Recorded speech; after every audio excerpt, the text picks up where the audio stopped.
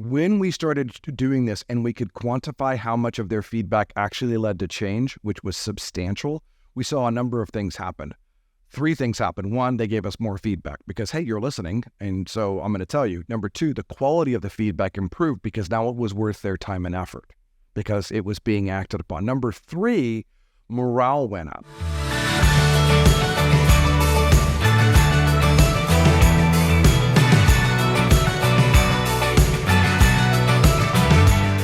Hey everyone, I'm Debbie Madden. I'm the host of the Scaling Tech podcast, and today I'm talking with Anthony Coppedge about his agile invention. It's called the Retrospective Radar.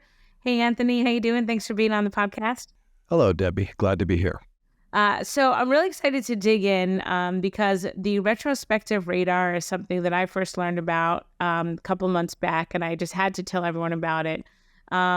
It really is a revolutionary way to scale aggregated feedback from multiple teams so that the feedback leads to like real and lasting change, which I know all of us practicing Agile for the last 2 decades, we're very good at embracing change. And I think this tool really helps make that change last. So before we get into what the radar is, I just want to give everyone a brief introduction to Anthony. So Anthony is the Principal Global Digital Sales Agile Lead at IBM. That's a mouthful, right? Yeah. So at IBM, you guide and train, facilitate and coach sellers, marketers, product owners, and executive leaders globally across all of IBM and how to apply business agility. And so the Retrospective Radar is something that you created as a feedback tool for your own needs back about 3-4 years ago in 2020, correct? Well, actually, the radar came before that, but the execution piece of how we aggregated it did happen in 2020 during lockdown. And that was where I was able to get a little more consensus on how we would share that information, which we'll talk about. This makes no sense yet, but I promise it'll make sense in about 5 minutes. Okay, great. So yeah, I want to know more about what the tool is and why you created it, but going a little bit deeper and how it really creates lasting change is, as far as I understand it, I might be wrong, but the Retrospective Radar combines 2 meetings that we all know and love, which are the retrospective and the iteration planning meeting, into one essential meeting using a visual tool to guide us.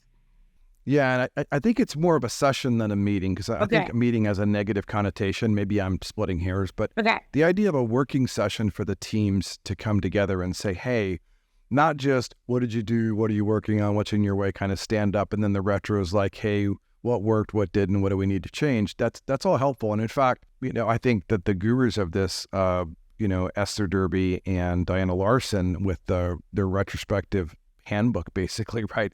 They figured out how to do this. So it's super powerful and people have seen the value of it. Since then, a lot of people have come up with different ways, a sailboat version, and they visualized it and they have fun ways of making a retro a little more interesting each time. So they have themes or whatever. And I liked all of that. But what I liked the most was the visualization, because if you can visualize it, you can talk about it. And in fact, you can prioritize the discussion. So by taking the time to come together and share what worked, that should lead to, therefore, we should probably do or not do this next. We should prioritize or not prioritize this next. So in my mind, going from, at the end of one week and you finish a retro, and then the next week you've slept, the weekends happen, days have passed, and now you're trying to set your next thing. It's like, well, you lost some of the mojo that was happening during the retrospective, which that goodness of sharing and learning could now be immediately applied to, and therefore we should or shouldn't. And so it becomes a really helpful thing to combine the two. Is it a longer session than 2 individual? Yes, but you don't have the context switching. So you go from one thing right into the next. It's all tied together. So it is longer, but it's far more impactful and far more valuable for the team. And in fact, we went so far as to say that was so helpful to us that we stopped doing the daily stand-ups and we said, hey, if you have a way to share and you need help, we put a Slack bot together that says, if you've got something worth sharing, tell us how that's going. If there's something that we should know about, don't tell us what you're doing. This is not a stand to deliver. If you need help with something or something's stuck, let us know if you need help with it.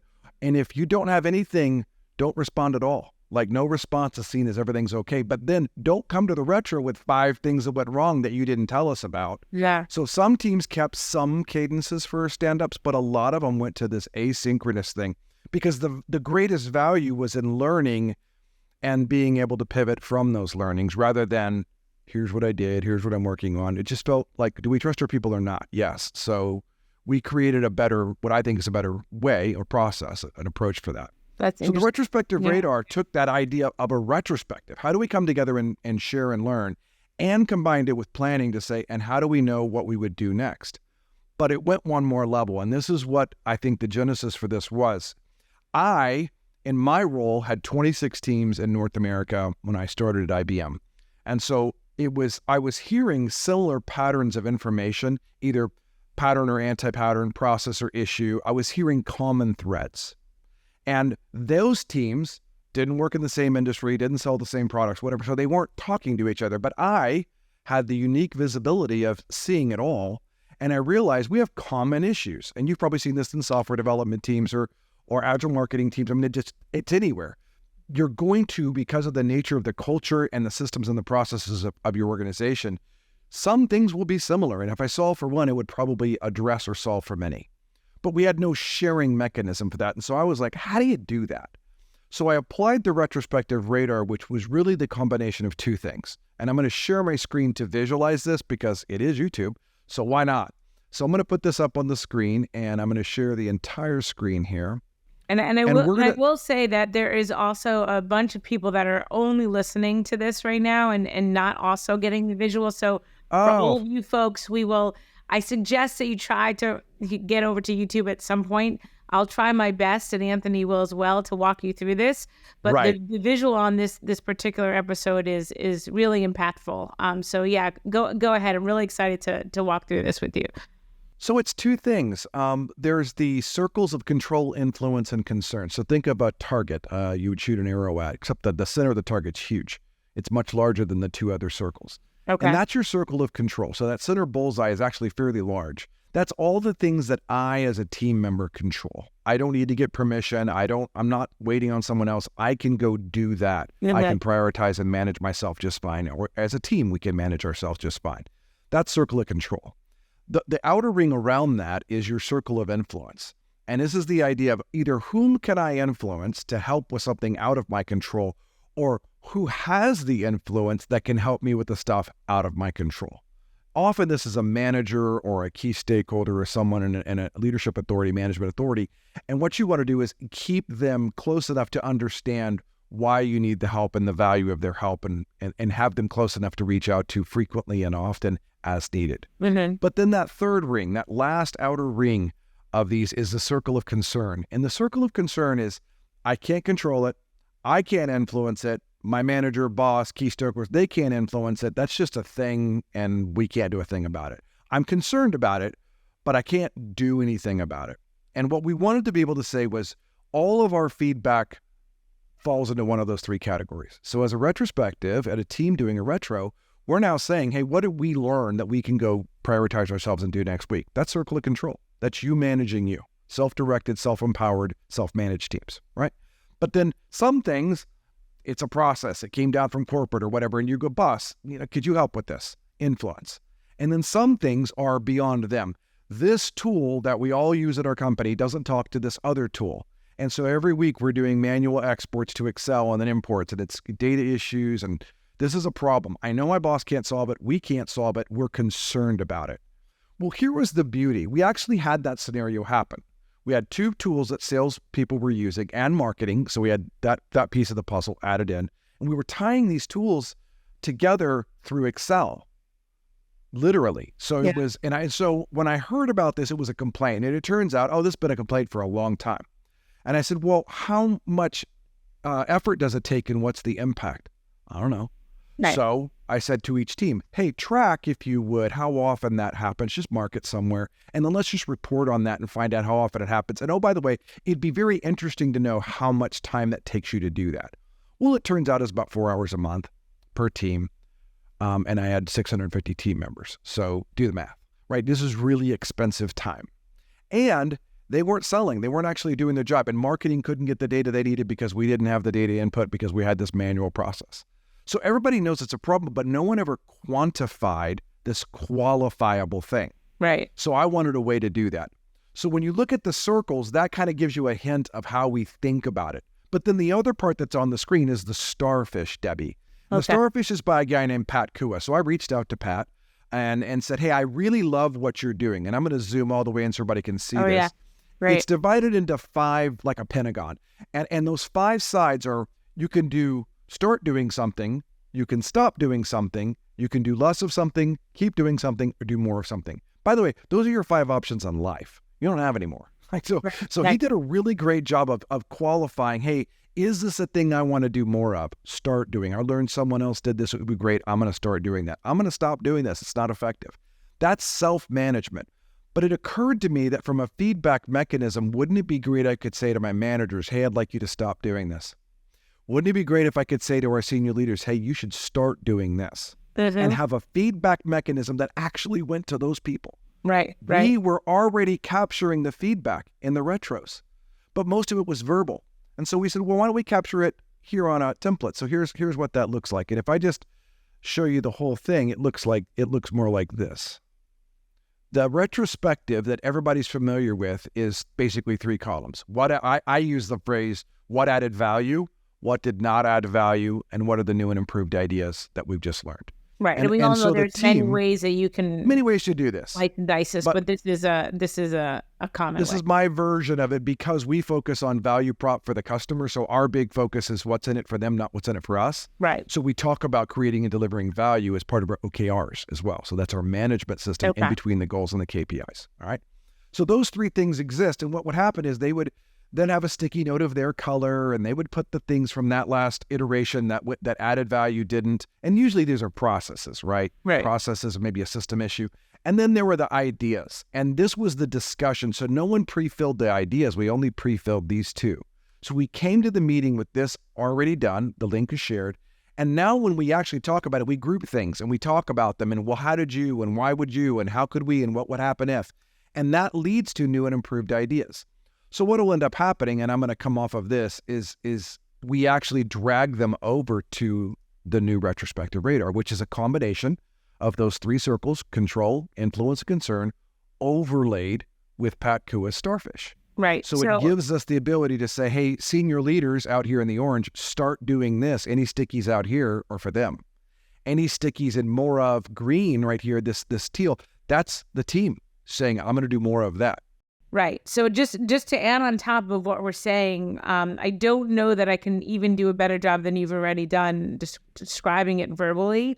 But we're kind of taking, again, the core of what we know, retrospectives. We're adding another layer of detail. We're doing the start. So instead of many of us do start, stop, continue, we're adding also do more of and do less of, which I love right away. And I know it's not a new thing. It's been around for a little bit, but I love that. And then we're further adding on who are we telling to do more, do less of, right? Is it bingo? Because what I'm sure many, like it's happened to me for 20 years. You do a retrospective, you feel great, you group some post-its, you vote, and then you walk away with the thing and you go, well, I can't do this thing. And then, that's the stuff that never gets done. But this tool overlays the, like, who really has the control, who really has the pain.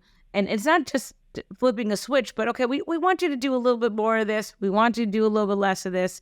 And so it's a really powerful, yet simple way for teams to communicate, not only up, but across teams, right? Because that's where the real waste is. You said 4 hours per team. That at first it didn't sound a lot to me until you said how many teams you had. 26 teams.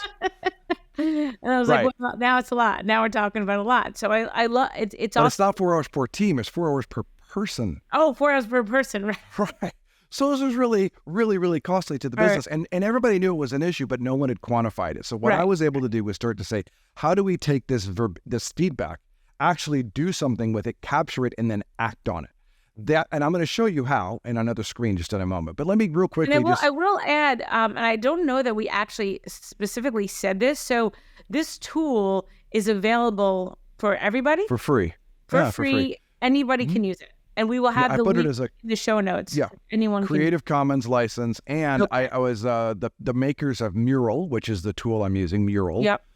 Gave me the link in the show will actually link to the template that I was able to make and put into all of Mural. So anybody who has access to Mural gets to use it for free. Great. I'm building one for Miro, Miro, as well. I just haven't got that finished yet. Okay. But I should have that here soon. And then that'll also be free for people to use. So this part is free. There is a back-end piece that we are building, that I'm building. I have a team doing this where we are going to make that portion for sale because that's the really heavy lifting. Okay. But I'm going to show you what we did with the spreadsheet, which anybody could do, right? Okay. So it's not too hard. Great. All right. So in the first screen, I showed you what it looks like blank. This is how it works. This is how it lays out. So what I did is I have an example of here's a team that went in and they put their sticky notes in, and then they dragged, or in this case, they duplicate. That way we can see where things came from. So we actually duplicated them and those sticky notes stayed. But they then said the duplicate they put in the area that made sense. Were they going to do more of? Then it went here. Once they're done with it, I changed the color of them. Now, the reason I did that is really very geeky, but it turns out that in Mural, a sticky note has a color. It's called a hex color. And so these hex colors, which is just a web color, right? I now say any sticky note that has this D00, D03 must have come from Circle of Concern Stop Doing. So when I export it to Excel, to a CSV file, that's how I know where it came from. Okay. So it was just a really easy hack. Like unique identifier. It's a unique identifier, and it works well. Right, so it wasn't trying to map to XY coordinates, right? Right. Yeah. We want to do stand-ups. Done. Was that something we want to do more of? Stop. Like you'll never. Now you know, and now we have that data, so we know anything in the middle the team is prioritizing. Anything in that they're asking the manager. There's two things they want the managers to stop doing: 1, stop; 3, less of. Okay. For senior leaders, 2, less of; 1, stop doing; 2, more of; 1, keep doing.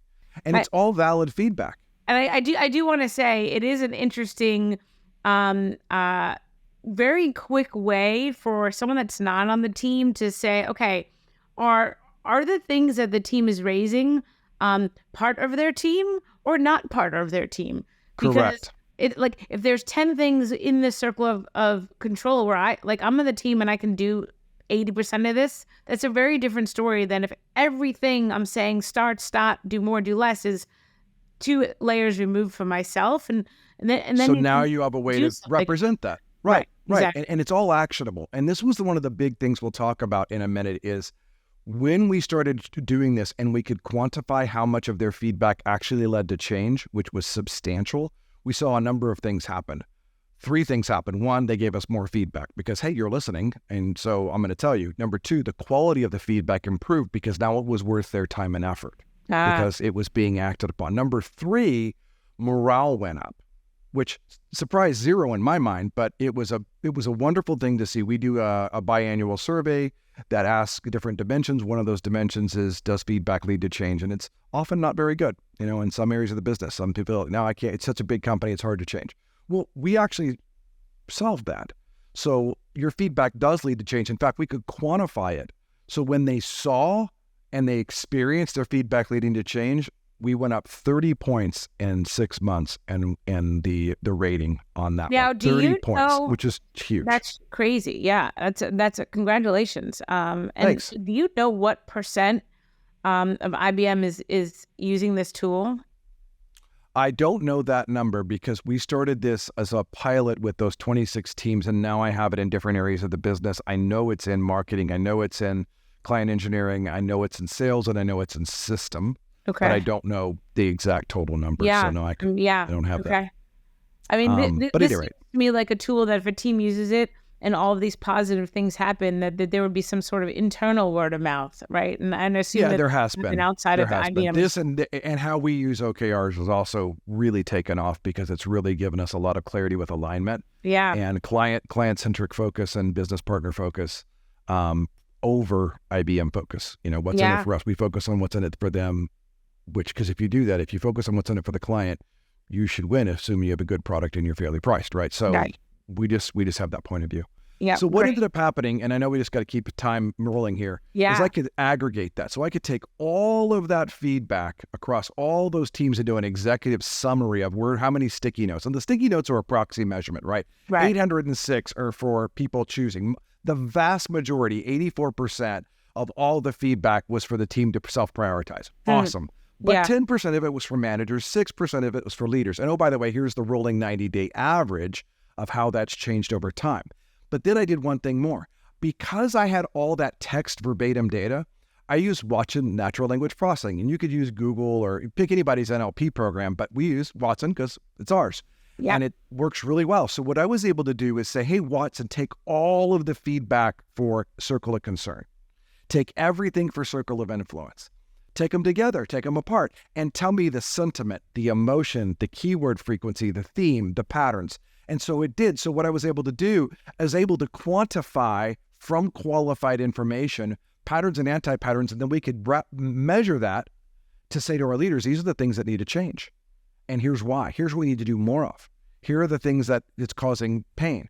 And so the leaders now had something, that tool where the one tool didn't speak to another. Once they saw the cost of that, not just the physical cost, but like wow, I didn't realize it was that big a deal.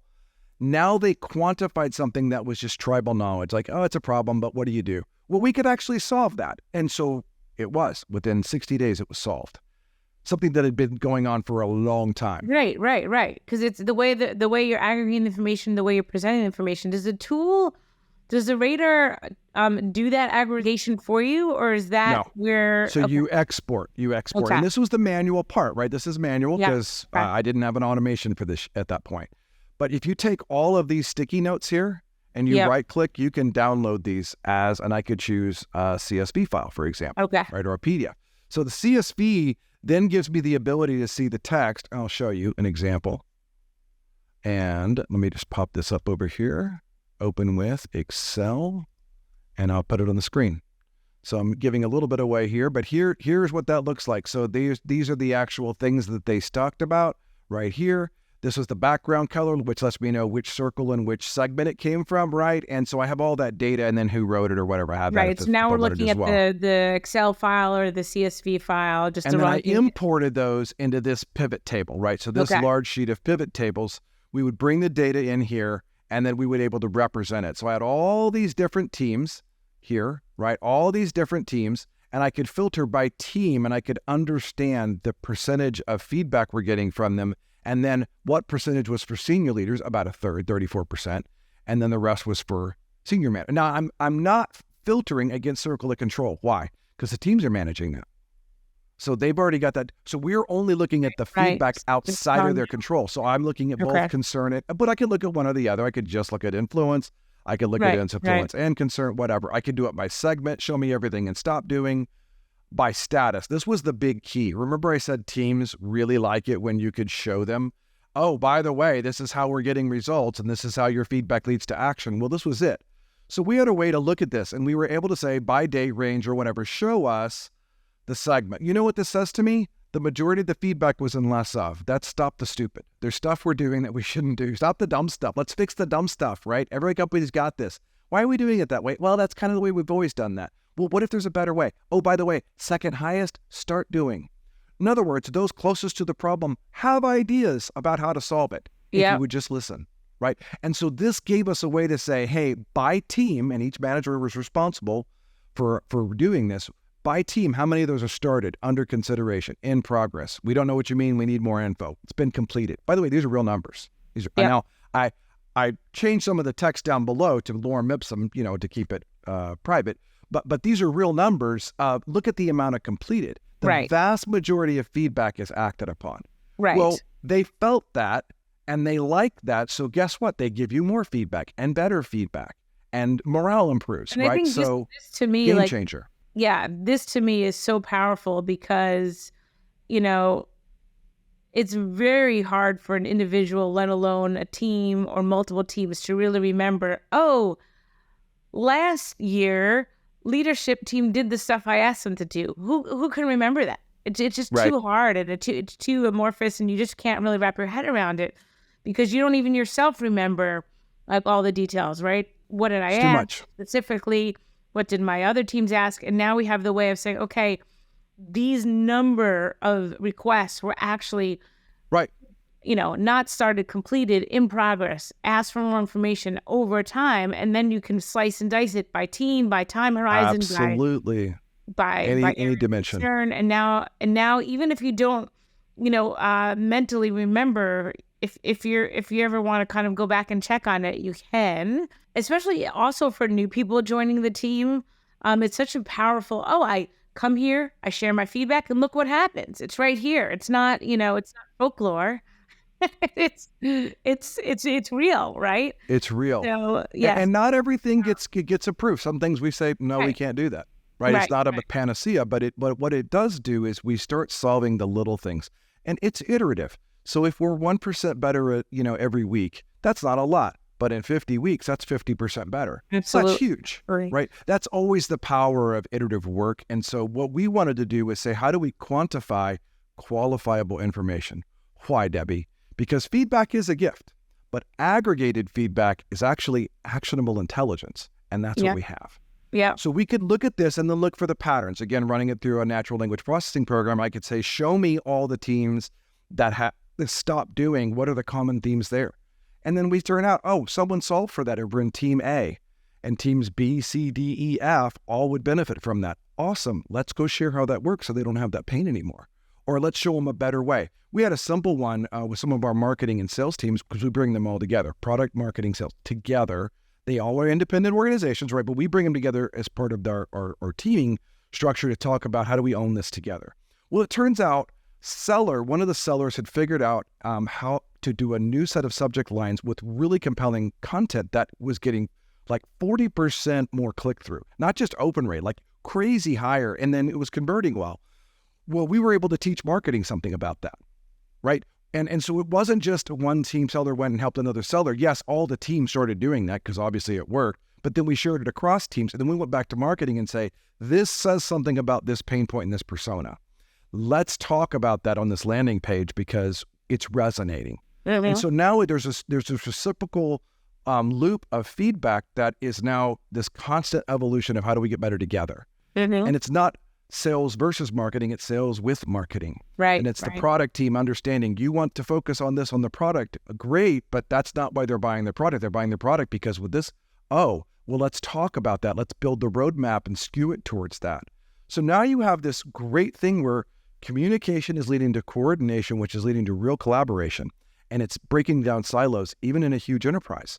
So when we do that, we take your feedback, we make data out of that, we quantify it, we represent it, and we act on it. And what it should do for you as a team member is go, what else could I do? So now we're taking the lid off, the glass ceiling starting to be broken or removed, and we're seeing ways for teams to wonder what if. Now we really get into experimental, which that is a big part of agility, right? Is how do you have experimentation? Right. Because no one ever innovated by doing more of the same.